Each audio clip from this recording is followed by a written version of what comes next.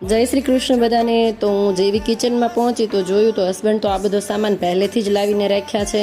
તો મેં તેમને કીધું હતું મસાલા ચાવલ મમ્મીએ બાંધી દીધા છે, છતાંય તેની રીતે થોડો ઘણો સામાન તેલ વગેરે લઈ આવ્યા છે। અને આ બ્રેડના પેકેટ જોઈ અને મને અંદાજ આવી ગયો હતો કે તેમને પાવભાજી ખાવાનું મન થયું છે। આમ પણ મેસમાં રહી રહીને મેસનું ખાવાથી કંટાળ્યા હોય તો હવે કંઈક નવું ખાશે। રાત્રે અમારી માટે ચા નાસ્તો અને રાતનું વાળું આવી ગયું હતું। સાંજે તો એટલા થાકી ગયા હતા તે જમીને સૂઈ જ ગયા હતા, કાંઈ શેર કરવાનો એવો મોકો મળ્યો નહોતો। અત્યારમાં જાગ્યા અને ફોજી સાહેબ તો 5 વાગ્યાના વયા ગયા છે ડ્યુટી પર। અમે મા દીકરો સૂતા હતા, એમને અમને ડિસ્ટર્બ નહોતા કર્યા, પોતાની રીતે 5 વાગે સવારમાં ડ્યુટી જતા રહ્યા। અત્યારમાં દૂધવાળા ભાઈએ બેલ વગાડ્યો ત્યારે અમે જાગ્યા ભાઈ મા દીકરો। ફાસ્ટ પણ આપણે બનાવવો નથી પડ્યો, નાસ્તો આવી ગયો છે। શું નાસ્તો આવ્યો છે?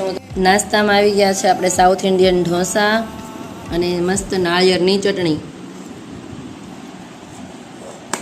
તો મા દીકરાએ અમે સરસ મજાના સાઉથ ઇન્ડિયન ઢોસા અને નાળિયેરની ચટણીનો નાસ્તો કર્યો હતો ને ત્યારબાદ બધા જ કિચનના વાસણો મેં બહાર કાઢી લીધા હતા અને હવે તેની સાફ સફાઈ કરવાનું ચાલુ કર્યું। ત્યાં તો બધા મળવા આવવા માંડ્યા।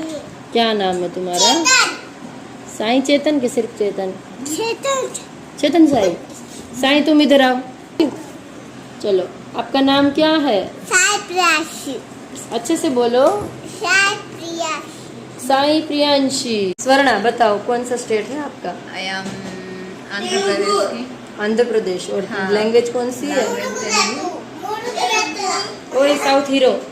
તો મારે તો નાનેથી લઈને મોટા સુધીના બધા જ ફ્રેન્ડ સર્કલ છે, એટલે આ સાઉથ ઇન્ડિયન ફેમિલી અમને મળવા આવી ગઈ હતી તેનો અને બીજા બધા ફ્રેન્ડ મળ્યા તેનો વિડીયો મેં યુટ્યુબમાં મૂક્યો છે, તો તેને જઈ અને જરૂર જોજો। જય શ્રી કૃષ્ણ, જય દ્વારિકાધીશ।